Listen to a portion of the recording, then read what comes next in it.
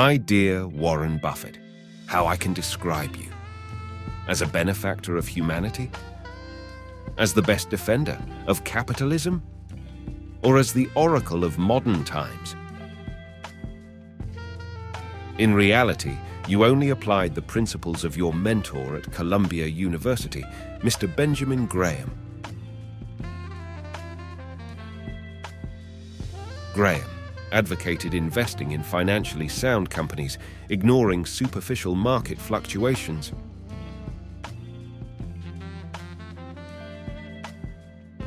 You drank in his words when he recommended buying stocks of companies that were undervalued compared to their real value. Graham advocated prudent portfolio diversification across different asset classes and sectors to reduce risk. And you followed his principles to the letter. But to my knowledge, you've never invested a single dollar in artificial intelligence. What use would innovation be to you? You haven't invested a single dollar in the creation of plant-based meat substitutes. What would be the use of sustainable development? You haven't invested a dollar in wind turbines. As long as fossil fuels bring in money. Not a cent either in space exploration. What would be the use of understanding the universe? Not a single dollar in water desalination. It is better to invest in the sale of sodas. No investment in reforestation to fight against greenhouse gases. The hotter they are, the more money you can make. But I must admit that you have invested massively in the firm Apple, which represents around 50% of your portfolio. But this is in no way to contribute to a better world as advocated by Steve Jobs. But just to get your hands on some of the company's 100 billion net profit. You were able, guided by the thought of your master, to attract conservative investors who constitute your core target. They are often people of a certain age, favoring long-term security. You quickly understood that it was essential to look like them and to embody a sobriety that resonates with their own values. That's why you chose to live in the same house you bought in the 60s. And you're still driving around, driving an ordinary car, because it is not smart to frighten investors with unnecessary luxury. You keep claiming that your base salary is only $100,000 a year to prove that you're not wasting your followers' money. Your marketing policy requires that you personally take care of your clients' files without resorting to an army of managers. You have to constantly prove to them that their investments are a personal affair for you. In this, my dear Warren, I must recognize that you have surpassed your mentor Benjamin Graham thanks to a very careful marketing policy. Hat.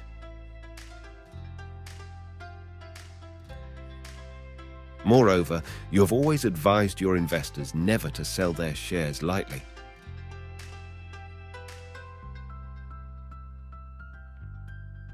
This is why they keep their actions sparingly until the last breath, without profiting from it. Do we ever know?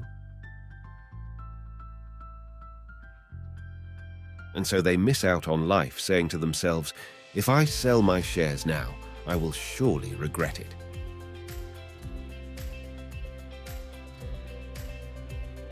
My dear Warren, don't you think you've wasted so many lives inciting hoarding? Still and always.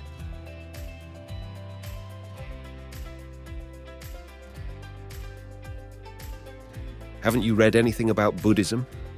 About the importance of here, now, and absolute good?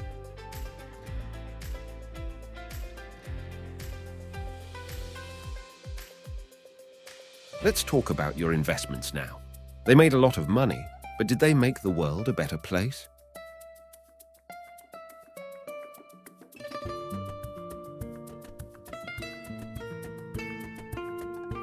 To my knowledge, you've invested over $17 billion in Coca-Cola, looking away from the global epidemic of obesity and diabetes. But it doesn't matter as long as it makes money.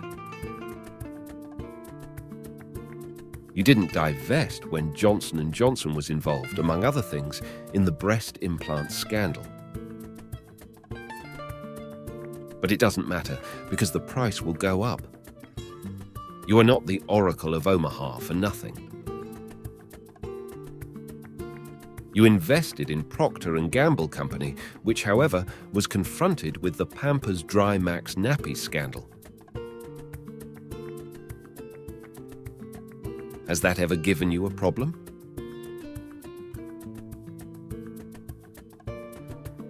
And Kraft Heinz company, which is one of your prides, has it not been accused, among other things, of massive depreciation of its assets? Or do you think, dear Warren, that money has no smell? Now let's talk about the banks you've invested in and the scandals that tarnished their reputations. You have very large investments in Bank of America, involved in the subprime crisis. A crisis that has shattered the lives of millions of Americans, while the responsible bank has received aid amounting to millions of dollars.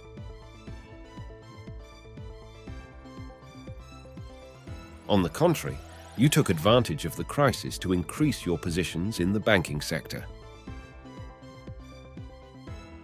You didn't sell your stock to Wells Fargo Bank, despite exposure of its fake bank account scheme.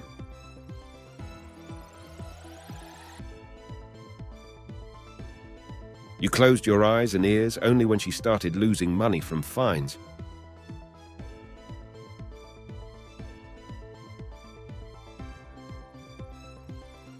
You just invested $1 billion in Capital One when the bank failed in its obligations.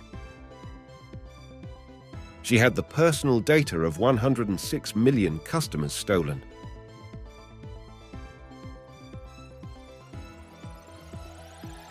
And the JP Morgan Chase, in which you own shares, you know well that it was accused of having facilitated the sexual abuse of Jeffrey Epstein.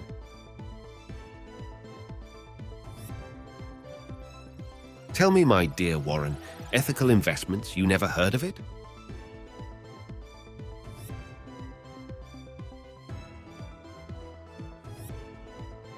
On the other hand, I cannot deny that you are one of the greatest philanthropists who ever existed. Except that your billions of dollars go to organizations run by your children and by your friends. Strange, right? The Howard Buffett Foundation is chaired by your son Howard, who incidentally was director of the Coca-Cola company.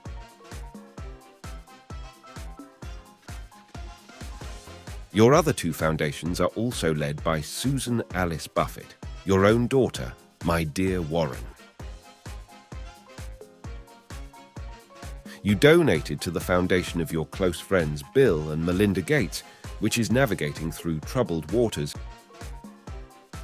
and behind which there is a trust whose sole administrators are also Bill Gates and his ex-wife. Strange, right? A foundation that does not hesitate to also invest in armaments, in junk food, and who invests in genetically modified organisms. Quite the opposite of the generous principles proclaimed.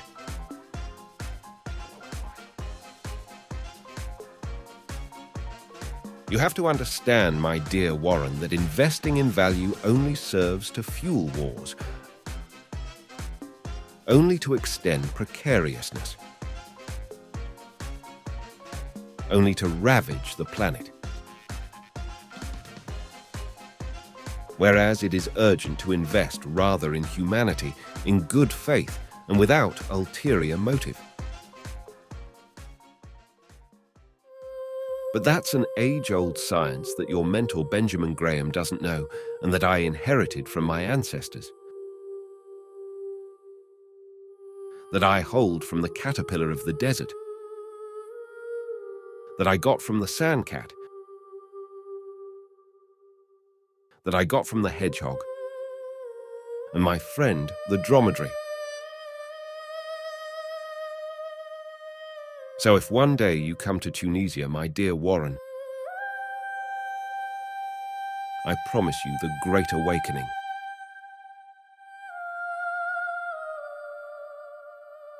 And I promise you real riches.